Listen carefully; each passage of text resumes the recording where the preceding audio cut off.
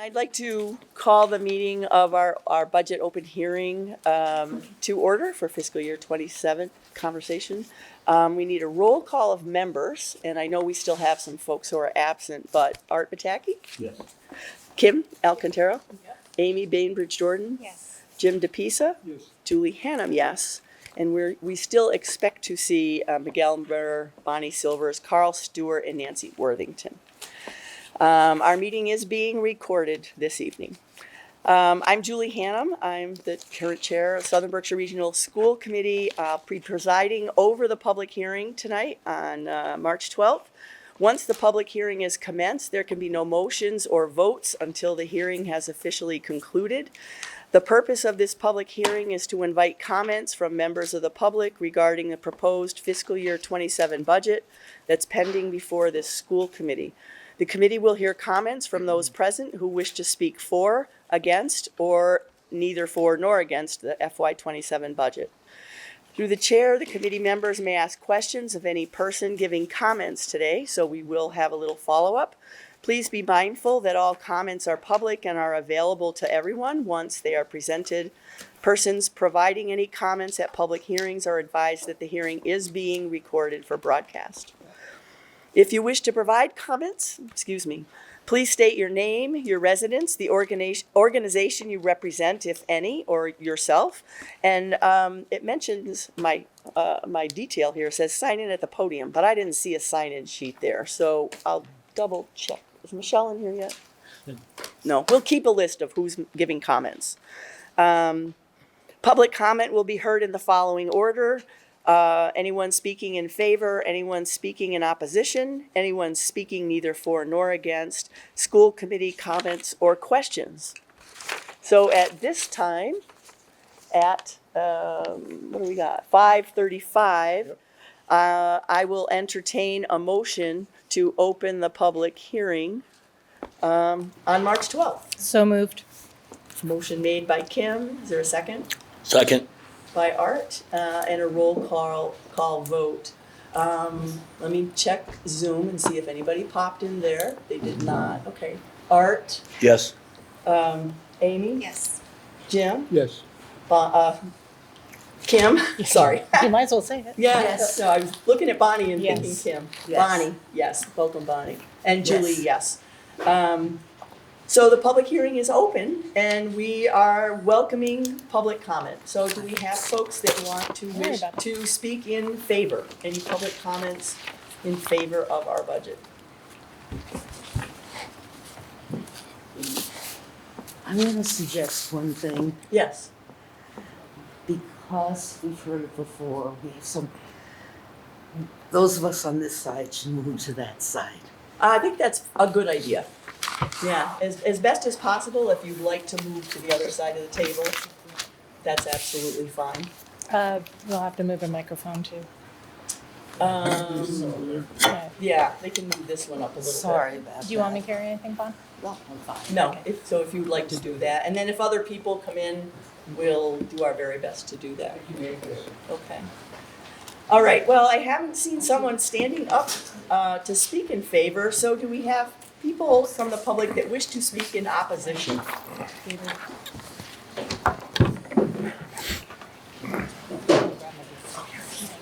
Perhaps we should open the floor. Do you wish to offer open comments, neither for nor against or reflection? I invite you to the podium.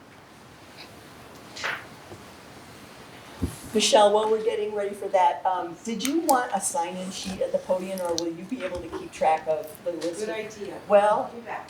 yeah. Since you gave it to me in that lovely script, I thought I would check. You want to zoom in? I was figuring that. Is Carl up there? Not No, yet. Carl's not here yet or on Zoom. Okay, So we may move Carl, we'll put Carl back over here if he needs to be here. thank you so much. All Yeah, right, we'll figure out where Carl can Thank go you, when he sir. gets here. if he's coming. Not a problem. Okay, Hi, Bruce. my name is Bruce Schreiber. I am a selectman in Alford. And I have basic questions that I'd like to put before the committee to hopefully answer. There's a fiscal year option 1 and a fiscal year option 2. there's a large difference in the budget, probably $400,000, maybe 3.9. What is the difference?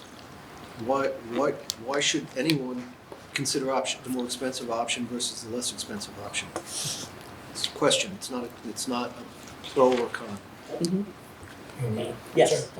So I'm going to be recommending to the school committee that they propose option 1 with the expectation that the leadership team bring it down to a much more reasonable assessment point.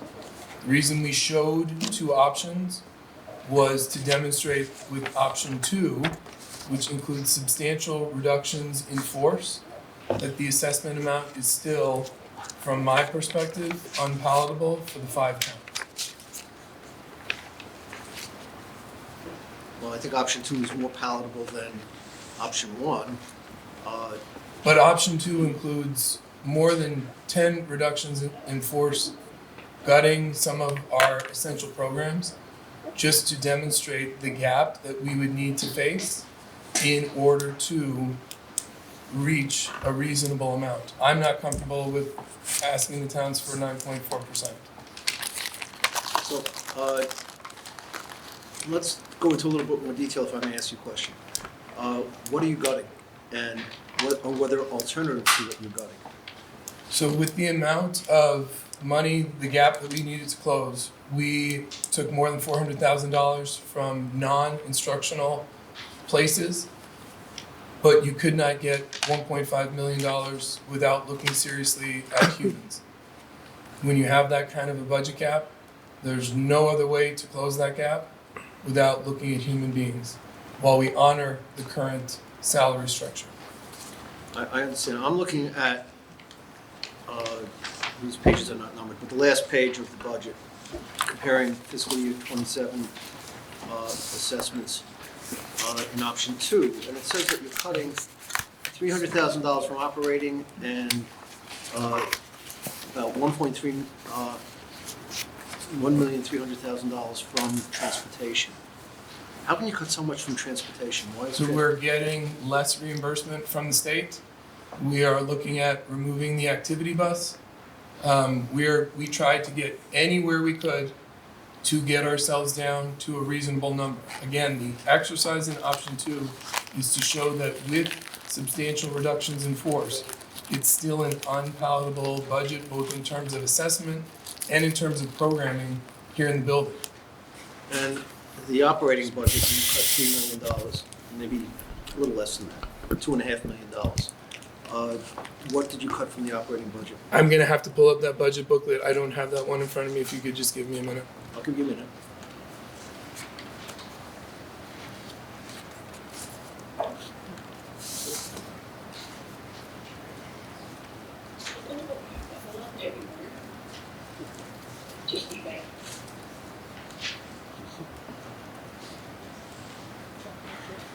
So I'm looking at general fund revenues down 17% in option 2, with a difference of $275,000, mostly coming from a reduction in our regional transportation reimbursement from the state of Massachusetts.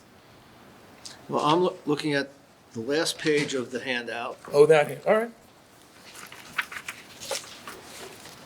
and I'm looking at the difference between fiscal year 27 and budget and assessments for option 2. And I see gaps there. So what we're asking for in option 2 is 15 million based on the operating budget of 18.4. That would be what we were asking for. Okay. The transportation is, so this is FY 27 option 2. Our operating budget would be 18.4, transportation would be 2.1, for a total operating and transportation of 20.6, including capital non-bond and capital bond for a grand total of 21. The assessments are a different calculation. Operating would be at 15, transportation would be at 844. The operating and transportation together are 16, capital bond and non-bond for a grand total of 17. The budget and the assessments are not equal. There are different calculations that go into that. Okay. Yeah, I was I misunderstood the budget versus assessment. Thank you. Sure. The difference is other revenue, I assume, outside revenue. The reason the assessments are lower than the budget is you have other sources of revenue than the assessments. Correct.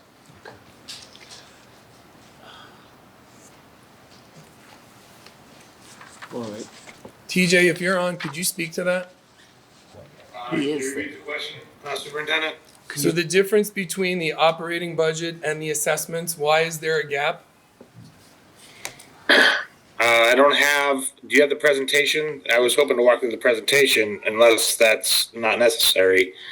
The gap is what we gotta figure out is to close that gap and get the rest of the budget in line with what the goals are for the towns and the goals are for the budget. And TJ, the question is in option 2, the total operating budget is $21,209,278. The total for the assessments is a little over 17 million. Can you explain why the gap, why we're not asking for the same amount in terms of the budget as we ask for in terms of assessments? yes, because that's the state aid, and that comes from the Chapter 70 formula, and all the other revenue that comes in is what it is. Sorry, I misunderstood the question. No worries. Okay. So going to the proposed budget document, the last page has the option 1 versus option 2 laid out. And the total for option 1 was $2.86 million. The total for option 2 is $1.522 million. That's a $1.3 million spread between the two. You're accounting for that spread through cutting some transportation and Teachers, cutting teachers. non-essential programming, supplies, etc. And when you sit, now, it seems to me in the budget process, I'm very naive about this, so correct me if I'm wrong, is that you have fixed operating costs and fixed costs for personnel. Correct. Your variability is to reduce, to increase class size and reduce personnel, or to cut electives and reduce personnel. Have you considered consolidating some of the plant? So, closing some of the very small elementary schools, or consolidating the upper grades in the elementary schools to make your class size more efficient? So to answer the question, I have not considered closing any of the schools in South Egremont or New Marlboro. Per the collective bargaining agreement, we are directed to reduce non-professional teachers first. So teachers that have not earned professional status, which means 3 consecutive years in the district, per our collective bargaining agreement, those are the ones that we are directed to reduce first. That speaks to tenure, I believe. Is that correct? Well, it's called professional status in Massachusetts. I don't know if it's the equivalent of tenure here. Okay. Where I grew up in New York, it was tenure. Okay. And I would assume they're similar, if not the same.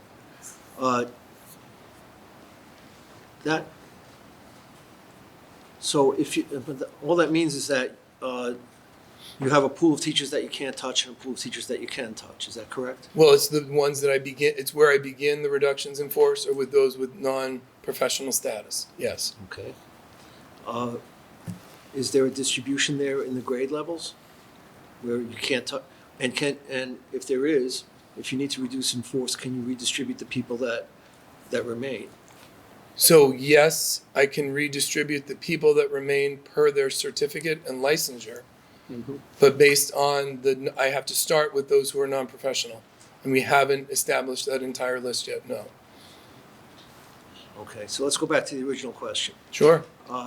Can you consolidate the upper grades in the elementary school in order to increase class size in the upper grades in the elementary school and enhance the programs by putting them in a central place, a more centralized place, like 4th, 5th, and 6th grade? I don't know if elementary school goes to 6th or 5th around here.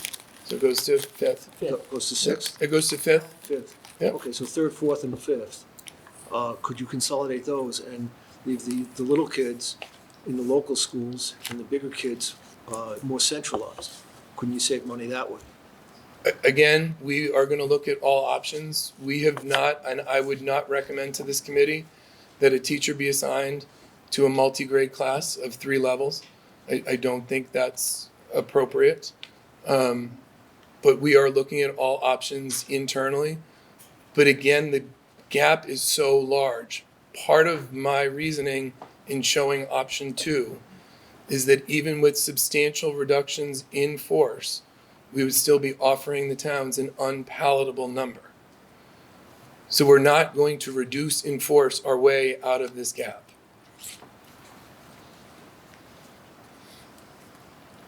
So you have 2 unpalatable numbers, and Correct. you're recommending that we use the more unpalatable number. Simply to begin the conversation, yes.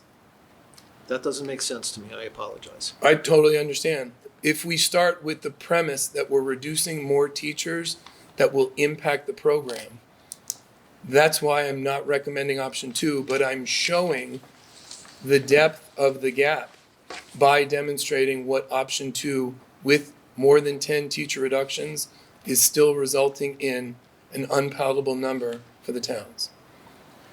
And is there anywhere else in the budget you can cut besides personnel? Sure, but it's not going to really affect the overall gap.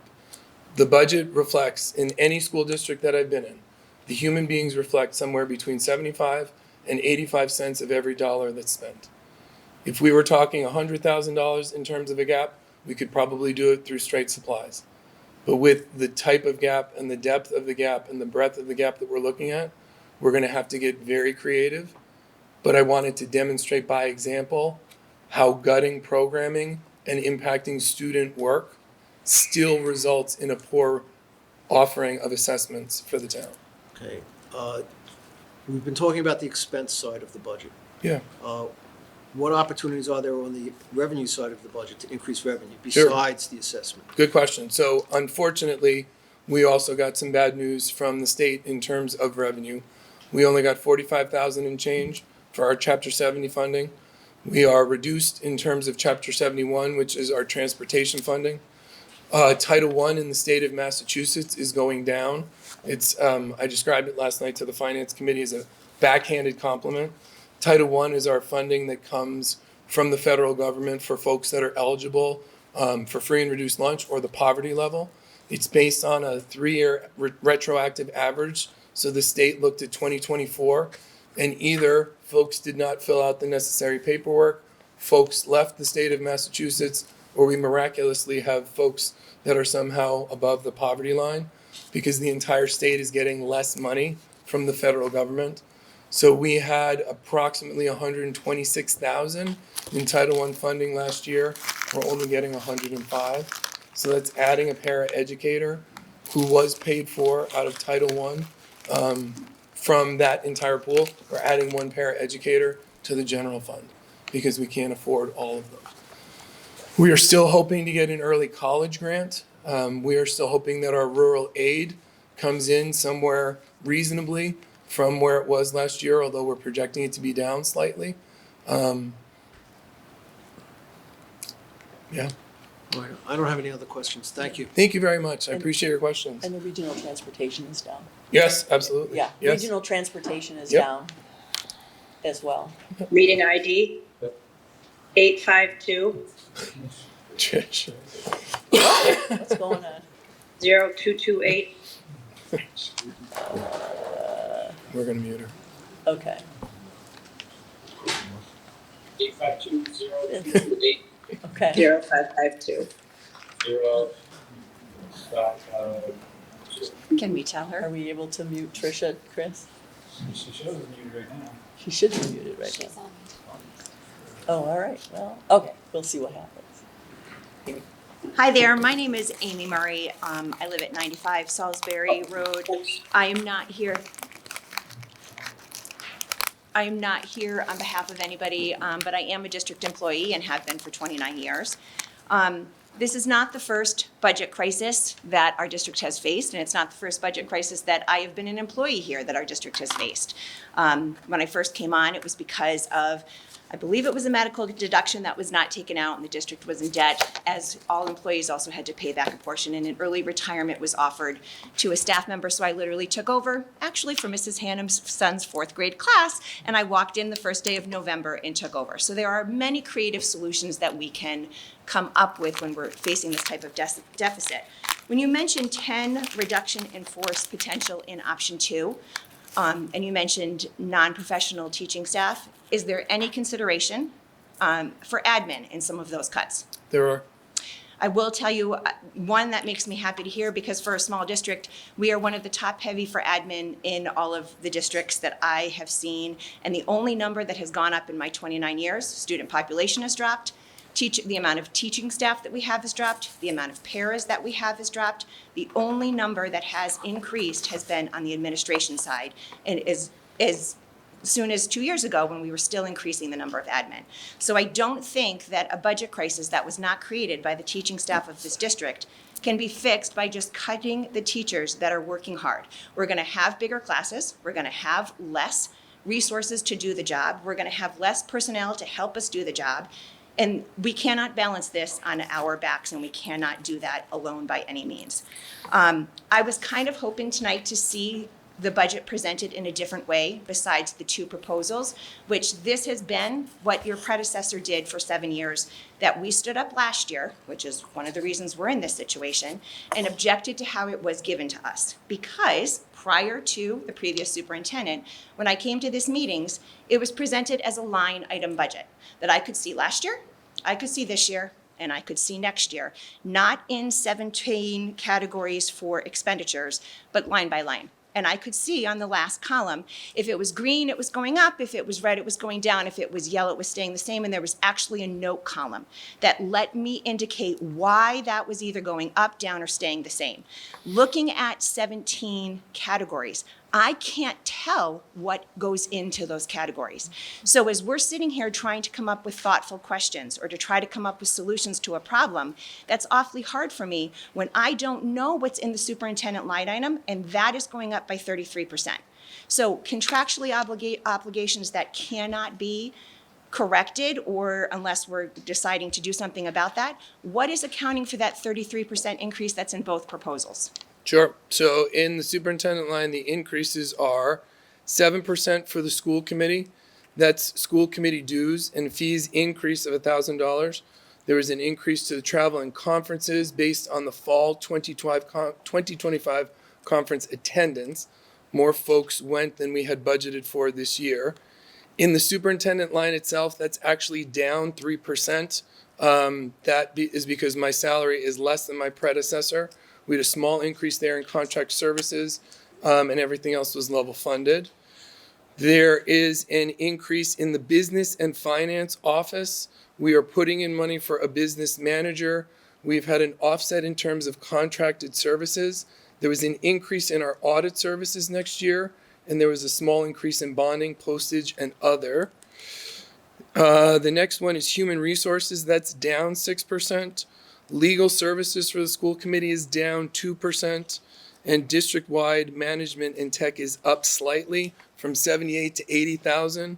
It's for our malware, Zoom for our website, for Power Hub for the school messenger, Google licensing, and nursing software.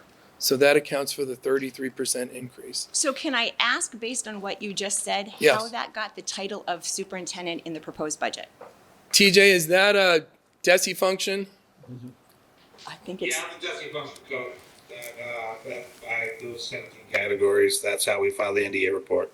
So how did the 17 categories come to be? Because I can't see a difference between materials, like instructional versus salary. So it's awfully hard to sit here and to make cohesive comments and reasonable, intelligent comments when these buckets seem enormous and I can't tease out where the money is and where information is.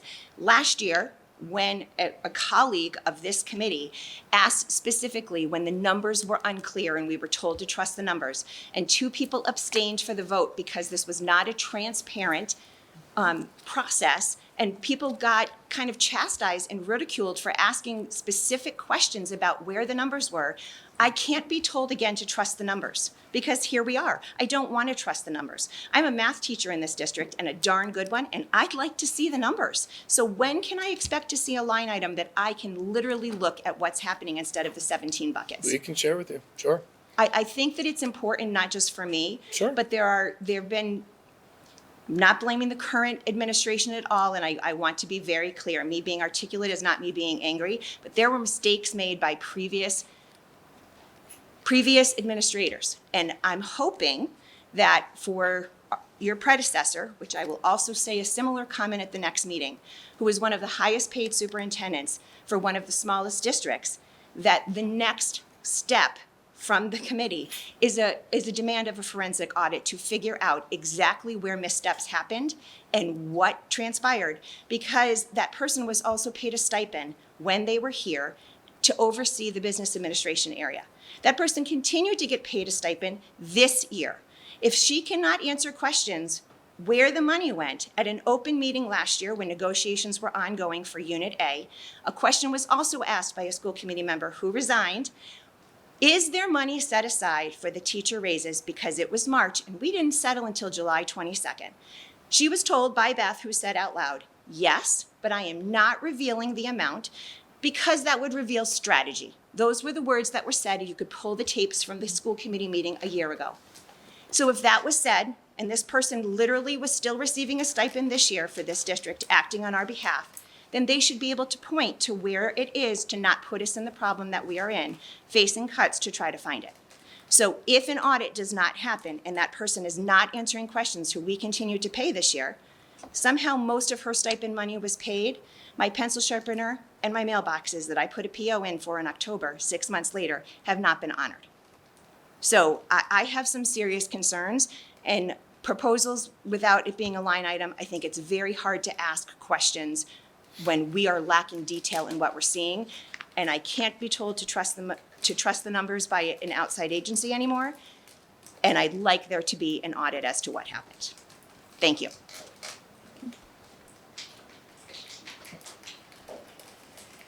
Bob Kilmer, selecting for Sheffield. I was hoping to get a presentation of the budget tonight with some background information. The information that was emailed does not give background, and I think we're hearing that from others. We need the background information. We need the presentation going forward. Yeah, we can do it. And Sure. that is my biggest grief at this point. I cannot, as others, decipher the budget. Option 1 and 2 are non-negotiable as far as I'm concerned. Agreed. They're just two extremes that need to be looked at. But we definitely need to have a presentation with the background information, and then hopefully have public comment or questions after the presentation. It's a little, tonight seems a little more like cart before the horse. Thank you. Yeah, feels like that to me as well. So I think we should have, we have the presentation from last Yep. night that we People are could still go coming through. in. Yeah, I was told I have to get up when you want to recognize Okay. my name. okay. For you guys that don't know, I'm Rick Milkey, former selectman in Monterey. Formerly sat on this board for 6 years. Went to school here. I worked with Art. God bless you, he's still here. Anyhow, I went to school here. I was a math major. I graduated from Westfield. I can add, I can subtract. And I personally think the stuff you sent to my wife, who I have to also say works for the New Marlboro Kitchen, there's nothing there. There's no substance there whatsoever. I looked at your superintendent budget, and $247,000 was on one, and it was on the other. I saw where you're cutting staff, but you didn't cut any benefits. Now, if you're going to cut 10 teachers, there should have been benefits taken out. Had to be. I mean, it's a poorly put together thing, and I think you need to do line items. We can add, we can subtract, honestly. You're not smarter than we are. You just have a higher degree. You're the one that put it together. You I are the don't superintendent. Think I'm smarter than anybody here. Well, then, I'd like to have line items put together so that I could tell you, I agree with this proposal or I don't agree with this proposal. You gave me nothing to agree with. Okay? Thank you. Thank you. It seems as if those who are here would be interested in hearing the presentation, perhaps before other comments. Is that correct? I know, that, we are in the hearing, so it's a little different than how we would normally do this, but I think it could be helpful. So I would like to ask TJ and Sure. Dr. Ricka to do that. Yeah. Rick, do you oppose that? Well, yeah, but I like to see the numbers in front of me. I don't want to hear somebody rattle off like he just did, about his superintendent's budget. Okay, I didn't remember two of the things he said that he did. I'd like to see a line item in my hand on a piece of paper. No, If you no, can't afford I it, I'll buy you the paper. No, I totally understand that. I was one of the school committee members that abstained on the budget last year, looking for line item budgets, so we have not had that. But I would like that process to return, as we had many, many years ago, where we can sit for several months ahead of time and do that. And unfortunately, that's not the process that happened this year, and I am sorry for that. I'd like to see that change myself. And 200, 300, 400 people would show up. I'm sorry? We used to have it in the auditorium, right? I don't remember that part, but I remember sleeves rolled up with line by lines, big packets, and where we could go through and really dig into the It's not that details. hard. Yeah, And then we could agree with you. We can agree that you Yeah. should spend more money on Google, if I, you like Google. okay, But we gotta see that he's gonna do that or not. okay, okay. Well, I do think that there are assumptions shared and changes shared that in that presentation that might be helpful. We can go through it quickly because that's not really what this public hearing is about, but someone else asked for Well, that. we're sitting in the back, so you guys have to stand up and speak clearly. Not because we don't hear everything. Okay. Does anyone speak to return to that? Yeah, there's a, see that? Yeah, you want, if I do this, can you, still see that too, Brian? Should select all on? I'm good. Yep. That's what's got it for us, just that. Things been that effect. So I didn't. I didn't think of that. Yes, please.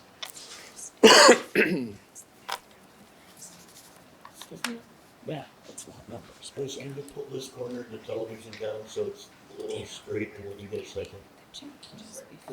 Yep, pull it. There we go. It's gonna make it easier to try to see. Yeah, Excellent. yeah, yeah. I'm gonna read my statement from last night. Go for it. Yeah.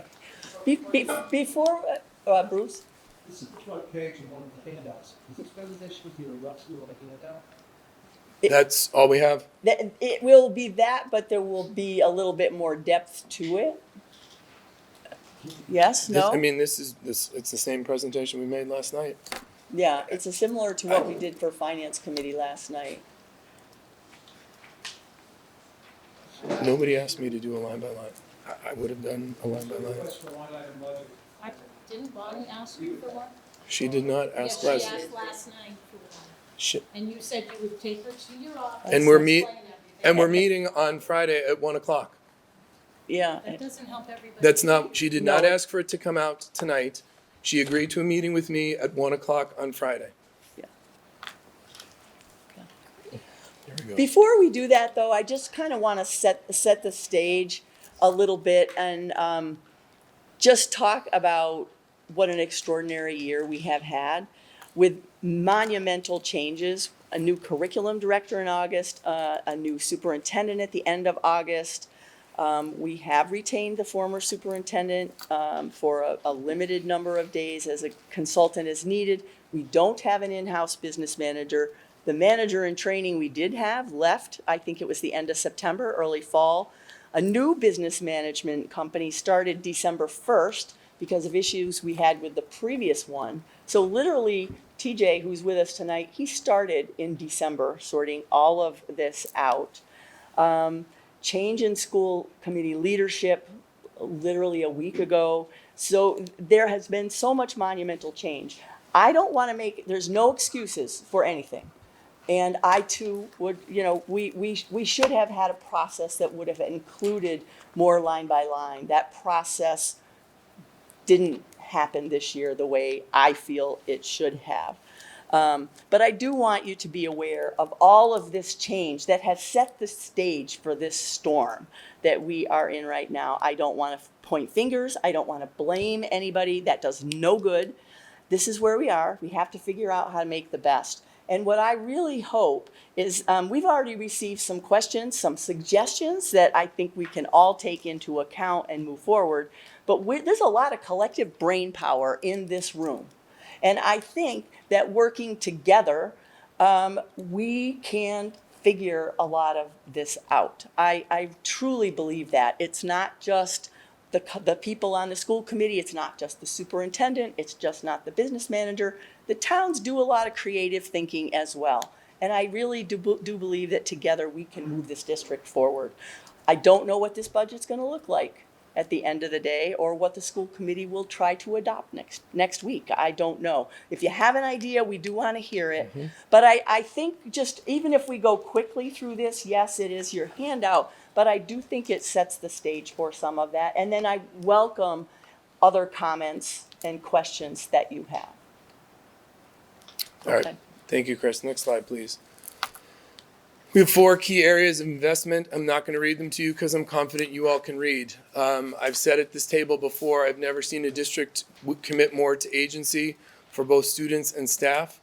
We want all of our graduates to be college and career capable when they walk across the stage at Tanglewood. The work in education is about relationships, and the innovation that takes place in this district is something to be proud of that we wish to continue. The next slide shows a little bit of our bad news. We are down 21 students in terms of our foundational enrollment trends. So we are getting less in terms of our Chapter 70 funding, although due to the governor's hold harmless, we're actually getting slightly more in terms of the calculation, despite the fact that we're down 21 students overall. Next slide is the Chapter 70 Regional District Summary.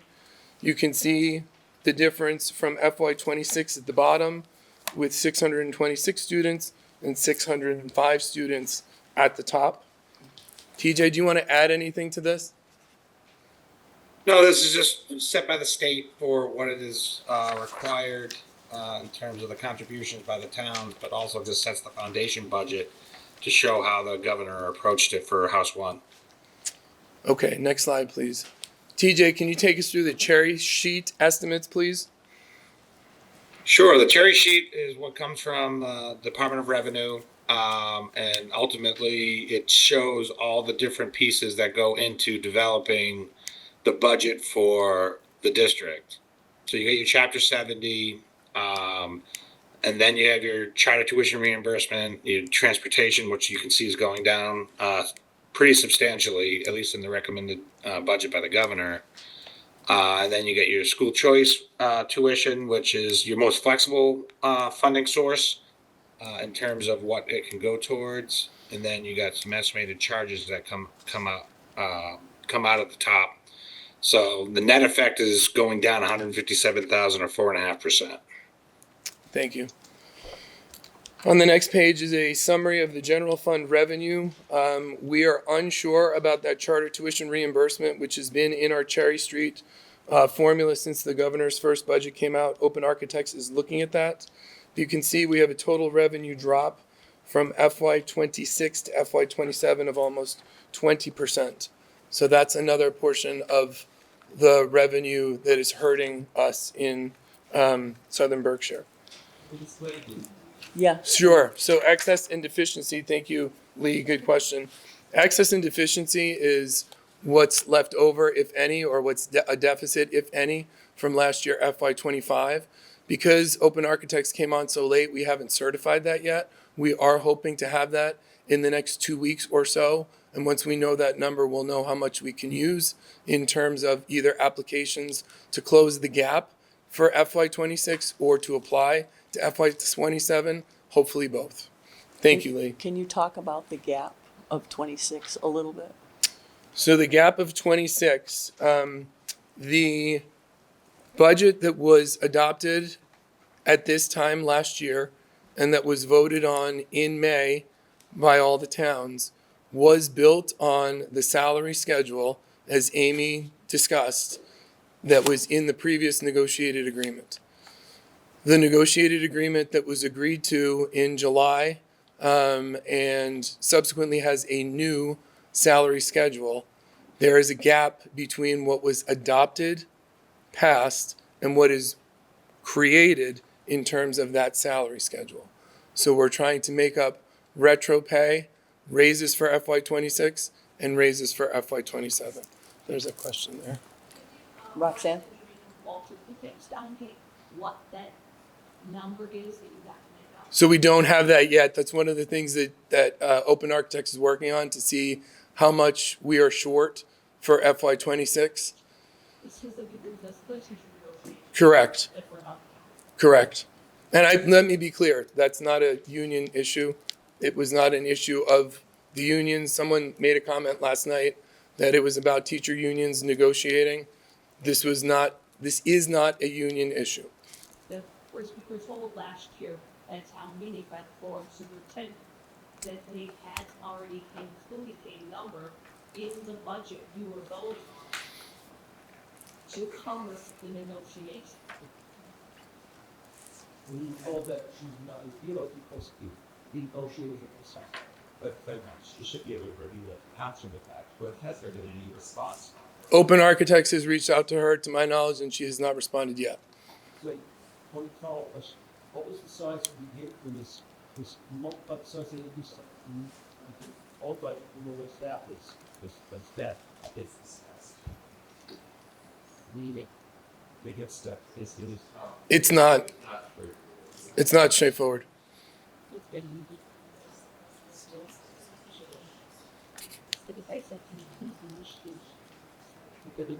Honestly, but when you took your budget, you look at actual risk luggage 2027. Yes. So what is the gap in the actual risk auto guard side of the sheet? We did not, they haven't calculated it out for the entire FY26 yet. You don't know the actual 26 yet? We know what was revised for 26. We don't know the actual for the remainder of 26. Superintendent, that will be coming in short order. We're working on that now. We just need to get the 27 stuff squared away. So it seems to me that whenever I don't budget up each regular single years, whenever we do an annual budget, we look at actual risk budget in the current, see what the gaps were, what the list were. Everyone knows a budget is a guess. And a big guess, you know, there's variance. How does it kill anybody if you know? You just have to be able to explain the place where you go and know where you're going. So say, Please. I would like to see the ABD. Bonnie, go ahead. Or I should say, she wants to speak. Bonnie? I'm going all the way back, Amy, to what you said earlier. I am head of personnel and negotiations. And when we would meet in the superintendent's office in preparation for coming here to negotiate with the SBREA, the piece I asked each time is, any number that you give me is covered in the budget. And I was guaranteed by the team that the money was covered in the budget. I still have a question, because I would never, having been head of a union back in my New York City days, I would never take a chance that the money was not there. And that's part of the reason I have not been, the best team player here, because I am really concerned about where our gap appeared and how it was calculated. And Brian has been delving into this to check that things, for example, I said, So have Open Architects. we have something called department heads, where they counted as whole human beings in figuring out the raises. Because in reality, that's just the amount that we pay people who are, it's almost like a stipend. So those people, we should not have had raises for, COLA for, moving of steps, etc. I want to see the details. I now have the printout of who made what in '25, and Brian's going to show me tomorrow everybody and what they're making now in '26. I'm not a math person, as some of you are. I'm not an accounting person, but I could look at somebody's salary from '25, figure out what they should have gotten. Maybe there is something. I am not 100% satisfied that everything, because I don't think Brian doesn't have, Open Architects may not have. There may be something, I'm praying to the gods up there, that we can find that takes the number somewhere else. It could be it's as bad as it shows. Well, I'm not interested in sizing past. No, neither am I. I just want to make sure that the money was calculated all the way through correctly. Like, I'm most interested in knowing what got spent, and I assume that we know what got spent for the end of January, perhaps we know what got spent for the end of February. If you're going on, that's one of those. And then project that out through the rest, through that is sum up committee. Well, And it's, then have a reasonable estimate for what this year looks like, because that's the baseline for reduction. well, that is something Brian has been doing. We were promised as a school committee that we would go from not having quarterly reports, but in addition to looking and having to approve the warrants each month, that we would have the additional detail of projections, because we got this completely laudatory report closing out '25, and we were like the bastion of appropriate finances.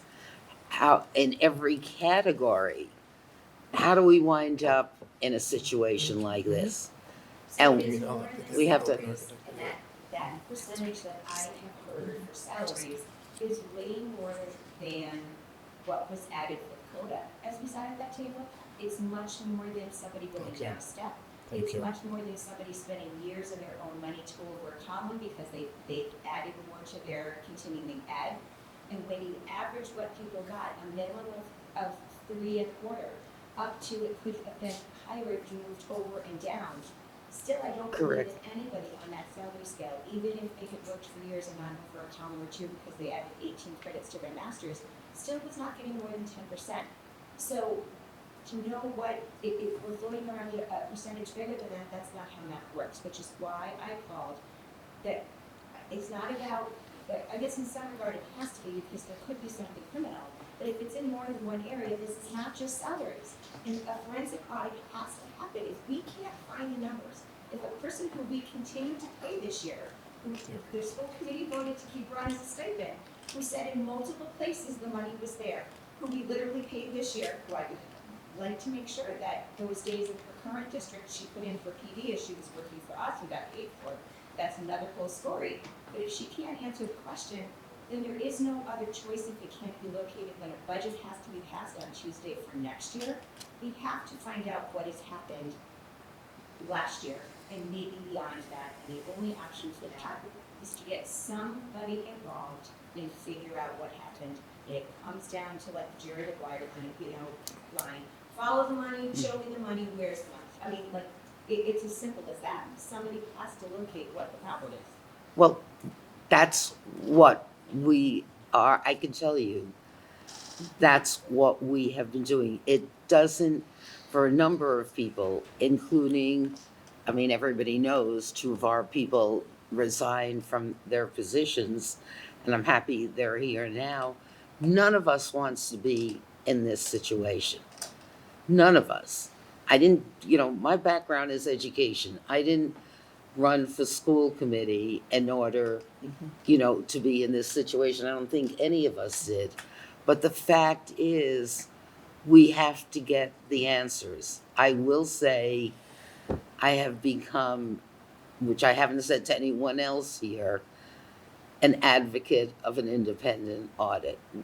If we're hearing it from all over, I mean, it would cost us money, but at this point, I really feel we have to have the answers. And I don't think an answer is, cutting 12 FTEs. There, we have to find out, and if everything was done, and Julie pointed out how we went through all of these changes, I in no way would stake my reputation on standing honestly by this budget right now without the added information. And it's not, I don't think it's the fault of any, maybe, I mean, you can find ways to blame us, but I don't, everybody entered into this, and I know how much the finance committee has spent over this year going through everything. I mean, really everything, and the extra meetings. And that's why Brian said, we're looking for additional solutions and all. And I don't want to take up any more time because we're,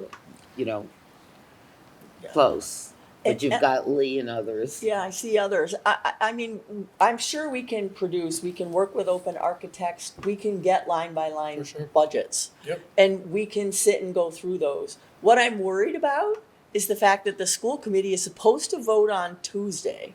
I wish we'd been looking together at a line by line budget in January. That's not how the process happened this year. Well, you know my answer there. I'm saying it, and the towns would have to approve it. I know. So I- Bonnie has an idea. How can we do this? I don't know. I don't know if we can. I Yeah. went to the head of MASC, Massachusetts Association of School Committees, and as I asked if there was anything we could do that would not cause the towns to change their voting dates, but because of this would give us a little more leeway. According to the head of MASC, who said we have to also work with DESI's head for regional schools, we can, and it would mean for the towns would have to approve not having everything next week. You would be faced with probably, you're all in the midst of your budgets, of putting something like a ballpark type of thing in, and we'd have to get a realistic look at, do we need another week? Do we need another 10 days? So the first town is Monterey, and then Sheffield and Egremont come right next on that Monday. And New Marlboro, yes. I'm sorry, that's what I meant. Yeah, but Sheffield and Egremont's New Tuesday, Marlboro. so there are Right, four exactly. right in a row. I always think of the cafeteria and the tack Yeah. backed. I don't know if there would be palatability, because you would have to be able to say to us, you could live with something like that. And it would have to be all 5 towns, I was told. And we could, as an option, continue the public hearing as well. We could continue this open dialogue to a date certain if we wanted to do that, get more information, get it to the towns tomorrow, come back maybe Tuesday and revamp. We've been getting really good at revamping meeting schedules. But anyway, it is a thought. Can we do that? I see Lee's hand. Lee Buchanan from the Sheffield Select Board. First of all, and I'm not even putting this towards the past or the present, having this information, having an ex-superintendent who's being paid to provide answers, who's not providing answers, instills nothing in you but nervousness and anxiety about how we bring this to our constituents as well. this idea of bringing this down the line, that's being proposed presently, is an issue that we raised last year when we had the same issue with the budget that shifted on the floor during our time. The idea that we're going to go back to people with it again without an independent audit, without some understanding of what these numbers really are, probably is not feasible. So I don't know how we get to a spot where we have a workable budget for this year, how we have confidence in presenting that and putting it forward, and how our townspeople have the ability to move that forward. We've been asking for an audit. I believe an audit is actually in your regular budget, although it sounds like they've been told to avoid looking at fiscal controls. I don't know how you do a budget where you're not looking at that kind of how the school runs.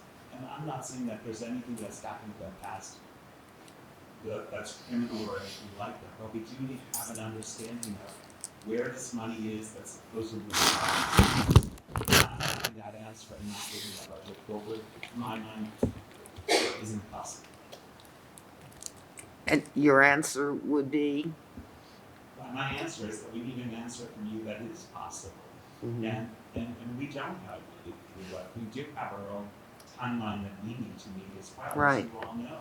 Mm-hmm. And we raised this repeatedly in the past year, in the cycle of last year not getting budgets and information in the time that we've had. We're very excited to have a new administration and hopefully the ability to move that forward.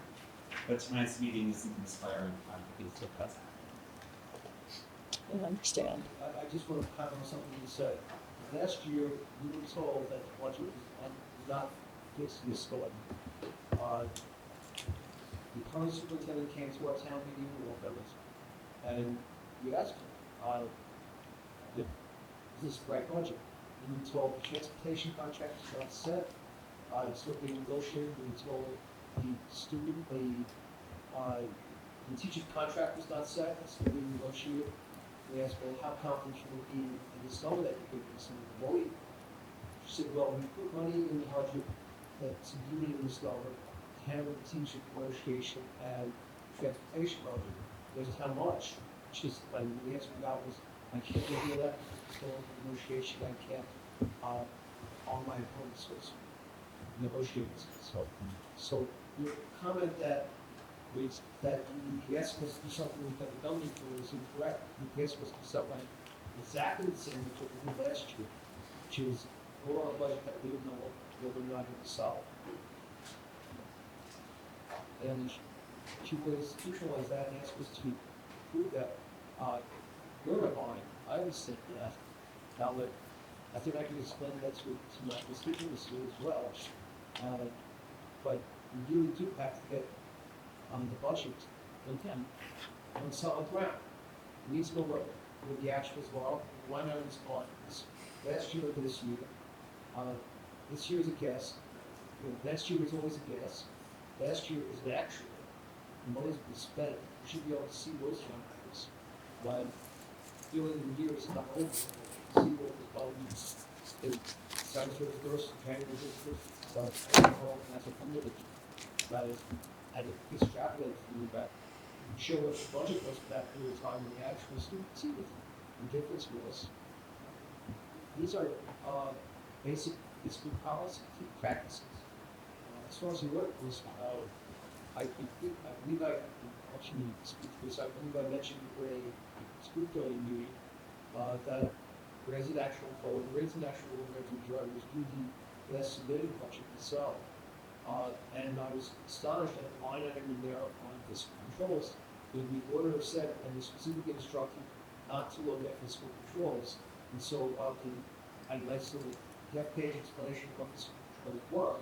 They said these were not reviewed by the school district. As far as the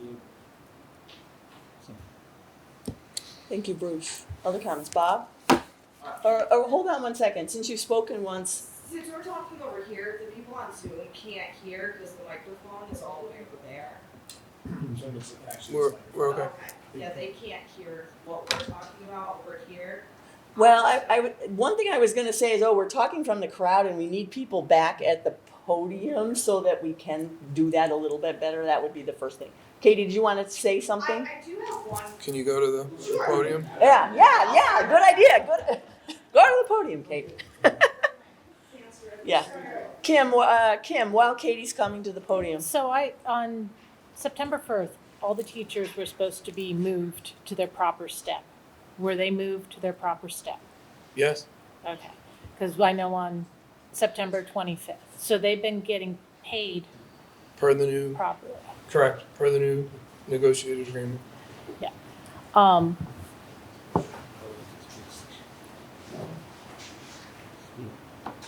Sorry. You want to collect your thoughts? No, I Go was to just the going to podium? I say, was so how far from what they got paid to what, because they've been getting paid this since September, Yeah. to now, are we off from what was budgeted? That's what TJ's saying. We don't know yet. He's working on that and should have that in the next week, along with E&D. That kind of relates to the question I have. Katie, you need to identify yourself. Oh, sorry. Please. I'm Katrina Carolyn, 407 Salisbury Road, Sheffield. I'm just looking for a little clarification. So we've said that last year, our previous superintendent had promised that the increases in unit contracts were in the budget. Correct. Okay. But nobody actually saw that? And then the budget was still approved? Well, the No. budget was approved The budget in May at town meetings. Right, you but know it what was I mean? said So that's the before, because budget we we're were in meeting. negotiations all year. So it was promised by the previous superintendent that there was an amount set aside for the increases. But that wasn't shown to even the school committee, and we approved the budget. Well, Is that correct? The 'Cause that's money- what it's sounding like. the money was in there for the increases. We were told the money was in In there there for- that covered for- the increases. Was it a As it was presented to us and as it went to Right. the towns. Okay, but we didn't see that in the line by line No, you budget? don't see You it. don't at falls see under that level. instructional, It just, it's which like, other what are things? the salaries for the next fiscal year? Okay. So it would have been a conglomerate for instructional staff. It just sounds like there could have been more done More to ensure that that was actually there. Especially if that's what is a big problem of our budget moving forward. Well, I can just say there was, with our lawyer there all the way through, there was never a question that it was not done appropriately. I would have to respectfully disagree that I feel like there wasn't enough questioning. No, but legally, since I was a total pain about it, and so were other people on the negotiating committee, I have to trust somebody, and our lawyer is the school committee's lawyer, not the superintendent's lawyer. So, in other words, when I was going in, if Andrew and leading the SBREA said, well, we want everybody starting with a 20% increase, I knew that wasn't in there. When it got to the nitty gritty of, are we talking about for this year, 2.25%, 2.5%, I would be told, our committee would be told, you can negotiate this. Katie, Yeah, The- Amy. this is one of you have a great point, and this is one of the reasons why it's important to have a separate business manager, and that's why we've included it in the 25. next budget as well, 25 showed because everything was okay. these are the things that can't be overlooked. Okay. And so the future business manager, will there be a stipend to train that business manager as well? No, the idea is to hire an actual business manager. I like that plan. That sounds like a good plan. No, you have a really good point. So, Yeah. all right, thank you. Thank you. Bob's coming back.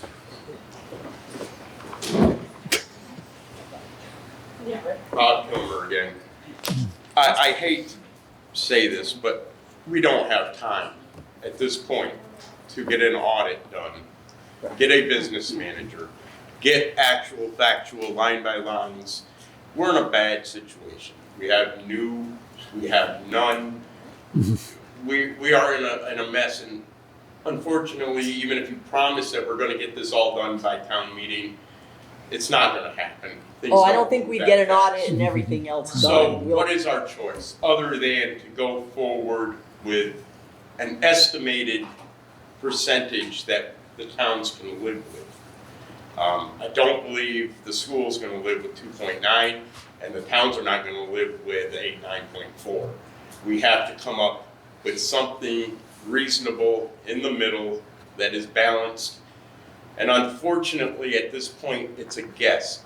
I don't think the select boards of any of the 5 towns are gonna go another year on good faith. I know I'm not. I want an audit. I want numbers. I want numbers we can follow. So when we go to our towns and our constituents, we give them facts. At this point, we're giving them fantasy. And I do appreciate this position you're in, as you were explaining at the beginning, all the new change. We have an issue. But 2.9 and a 9.4 is not gonna get us anywhere. So if we could come up with something that's balanced, obviously palatability is gonna be in the question.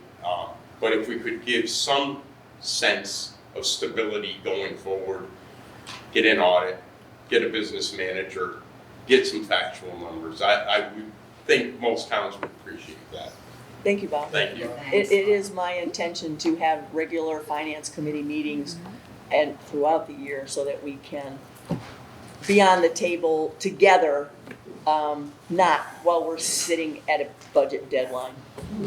Thank you. I wonder if the towns can throw out a palatable number. I was gonna ask that too. Yeah. I've been looking at between 4 and 5. I don't know if that's real. And I'm trying to be creative with, but if I had a number to aim for. I'm not going to speak for my colleagues here or any town.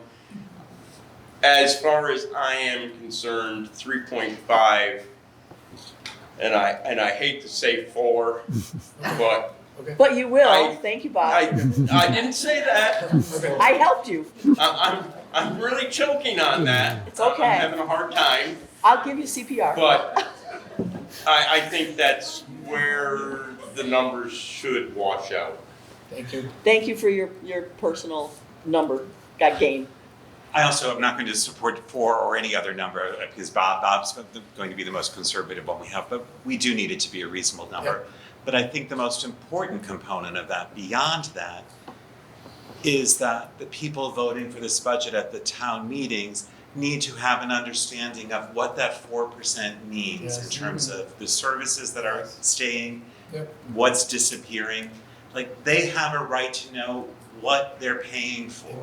And so maybe we can come up with a percentage that we're willing to accept and that we're all going to move forward in good faith. But by the time of town meeting, we need to be able to explain to people what that is. Absolutely. 100%. No argument here. I want to do that. We've heard from Sheffield. I wonder if there's another town that's willing to throw out any kind of a number Or comment on or comment on what you're hearing from the 2 Sheffield gentlemen. I'm Frank Abbott, select board member from Monterey. I'm not going to give you a percentage. Okay. And I'm not running for re-election. So Well, then you should be able to give us a number. You're in the best position. So, but I think, one thing that concerns me is that we knew there was a problem last year. And as a select board member, there is literally no communication. You have to go fish for it, you got to go find it. And I don't know who your business manager are or how your organizational chart goes, but you need to do a quarterly update. This is where we're standing. This is what we're looking at. And Yes. 2, I know it's hectic now in the budget season. You need to come to some of the select board meetings to get to know people. Because it's, it's just the lack of communication just starts the rumors to make it worse. So, closing on that, I'm not giving a percentage. I could say this, our superintendent last night said, he will be going to any town during this period between now and, you know, As will well as continue. going He'll forward. go forward. Going forward. Between now yes. and town meetings to give a personal play-by-play and accept any darts thrown his way, No pressure. along with school committee members from those towns. Are there more comments I'd for like- public hearing? Bonnie, you have something else? Any other towns, you know, who are here willing to comment on this not naming a number, but going that way, a palatable approach, but you want it within the current timeframes, is what I'm hearing. Oh, are you talking about whether they would allow an extension? I'm saying. We're not doing if- that. No, we're not. So Okay. I'm saying what Bob and Lee said is their support from other towns. And I know you're not speaking for your whole town, but support for going that way, because that gives us direction. I'm online. Hold on, Karen. Susan Cooper, you got Monterey on Zoom? Susan Cooper from Select Board in Monterey. There's no way we can give a number. What I can do is echo several things that have been said. One, it would not be reasonable to have to postpone meetings or to have a special town meeting to up the budget a second time. Two, whatever this number turns out to be, we need to be able to be very clear to people what the cost of that is, not just in terms of how much money, but what it's going to mean for programs and services to the kids. But I want to throw one other question out there, and it's not a question anybody has said or anyone's going to like, but numerous people have come to me in the last couple of days saying they wish we had voted to join the Berkshire Hills district. And that is an interesting fact. I'm not saying I support it. I'm saying numerous people, numerous residents are regretting their choice of voting that down. And I think people are kind of sending a clear message. I don't know what that means about the future. I don't know if it means we need to be thinking about how we could negotiate that. That school that you're sitting in right now could accommodate the entire combined student populations. We could have been having all these students in one place while they fix the building. I don't know. All I know is that I'm concerned that it's going to keep happening year on year. Not because of malfeasance, but because of the cost of educating kids and shipping them around at $5 a gallon for diesel. And a declining student population. So I just want to throw it out there that we may need to be seriously reconsidering that decision ultimately as our student, we all know it's going to keep going down. Thank you, Susan. We said we wanted to hear all ideas and all perspectives, and that it's a hard one to share, but Well thank said, you. Julie. We've heard that. Karen, you go ahead. Yeah. I'm Karen Ketchum from Alford, here only as a citizen taxpayer, although I am a former teacher in the district and my husband's on the Board of Selectmen in Alford. My recommendation is that as soon as possible, you should get together with the selectmen and possibly the finance committees so that you can get your suggested percentage, because the towns do need to pass a budget and you need to have some money to work with, and you definitely need an audit so that you can figure it all out and so that this won't happen again. And I want to congratulate the other people who have spoken tonight. Everybody here cares about education, they care about the kids, they care about the district, and they care about their towns. And they need to see the line by line so that they can know whatever percentage it comes out to be that they have to present to the taxpayers in this year so that they can get on with their business, what it means. So please, that's just all I have to offer. Thank you. Thank you. Thank you. Can Bonnie? Can you add an emergency motion to the agenda? Well, we're in Our the open, agenda. we're in the open All right, hearing. well, I'm gonna suggest, So- open, I so, don't say mean, anything. when we're in the other meeting, we can. Right, no, But I'm gonna say, I'd like to, Brian, that you would hold a superintendent's roundtable. Doing exactly that, bringing in select. Sure. As soon as. Well, yeah. we will be discussing the budget and everything is on the On next Right, agenda. okay, so I can, So you can make that motion right there. There's a place for it. okay, great. Okay, Yeah. hi. So I just wanted to. Could you identify Oh, yes, yourself? right. My name is Julia Thomas, and I live in Monterey, 72 Beartown Mountain Road. And I have two kids at New Marlboro Central, one in first grade and one in pre-K. And I just kind of wanted to represent the voice of, a parent of two young kids. And I don't necessarily have something, a specific question. I mean, I have lots of questions, but, my concern, and just to, Susan, made me realize that I should share this, is that, right now, I don't know if there is a second grade teacher for my son next year, and his class has 16 children in it, many rowdy boys, including him, who are, pandemic era kids, who I think need their own teacher, and the idea of having right now the second and third grade are combined, and I don't think, that's not what I had in mind when I was sending my kids to the lovely little school, in our local community.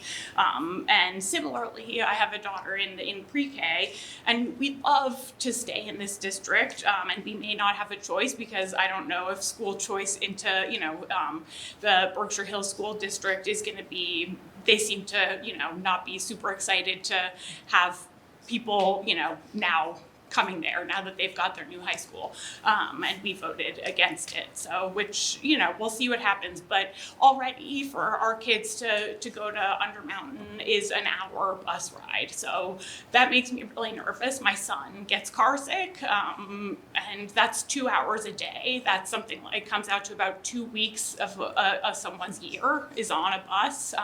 That's time that could be spent with family, doing homework, being outside. So I just hope that whatever budget, reconfigurations need to happen, that those types of issues will not, I don't want a longer bus ride, and I think that is actually one of the longest already in the state. So yeah, thank you. All right. Thank you. Thank you, Julia. Other comments for the public hearing?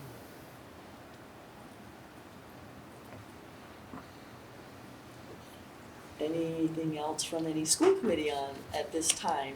I We just will appreciate, We will deliberate later, but I just really appreciate everybody who's come out and shared. And I know for a lot of people, it was a hard decision after 3.5 years of dealing with whether we should have a merger or not. And we want you to be able to trust in us and in your district. It's a really wonderful district, having worked all over this country with school districts, I could say that. thank you, Bonnie. Well, I think if